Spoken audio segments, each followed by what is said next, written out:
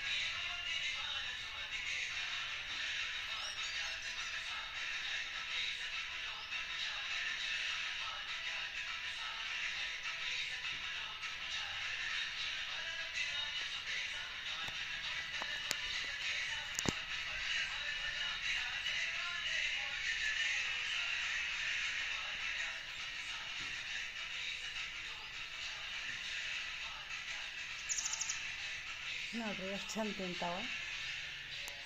ಕಾಳು ಇಟ್ಟೀವಿ, ನೀರು ಇಟ್ಟೀವಿ. ಬೇಸಿಗೆ ಮುಗಿತಾನ ನೀವು ಹೇಳ್ರಲ್ಲ ಈ ಥರ.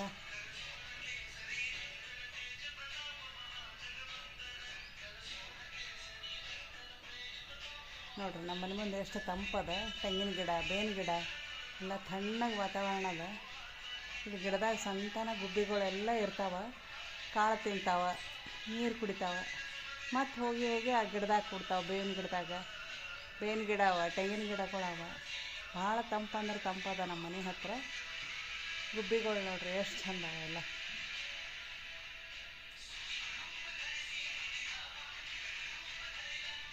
ನೋಡ್ರಿ ಹೆಂಗೆ ಬರ್ತಾವೆ.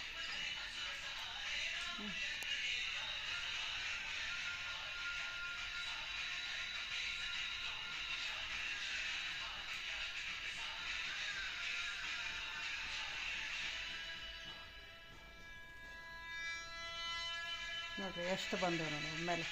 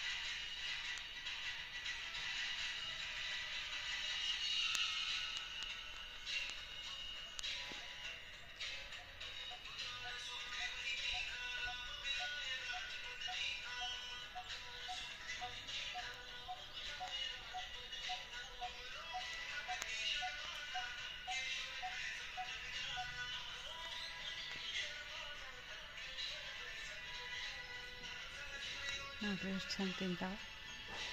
ನೀರವ ಅಲ್ಲೇ ನೀರು ಕುಡಿತಾವೆ. ಕಾಳೆಲ್ಲ ತಿಂದುಬಿಟ್ಟು ಹಾರಿ ಹೋಗ್ತಾವೆ. ಮತ್ತು ಗಿಡದಾಗ ಕೊಡ್ತಾವೆ. ಮತ್ತು ಹೊಳ್ಳಿ ಬರ್ತಾವೆ ಹಸಿವೆ ಆದಂಗೆಲ್ಲ. ನೀವು ನಿಮ್ಮ ಟೆರೆಸ್ ಮೇಲೆ ಇಟ್ಟು ನೋಡ್ರಲ್ಲ, ಗುಬ್ಬಿಗಳಿಗೆಲ್ಲ ನೀರು ಕಾಳು ಎಲ್ಲ ಇಡ್ರಿ. ಧನ್ಯವಾದ.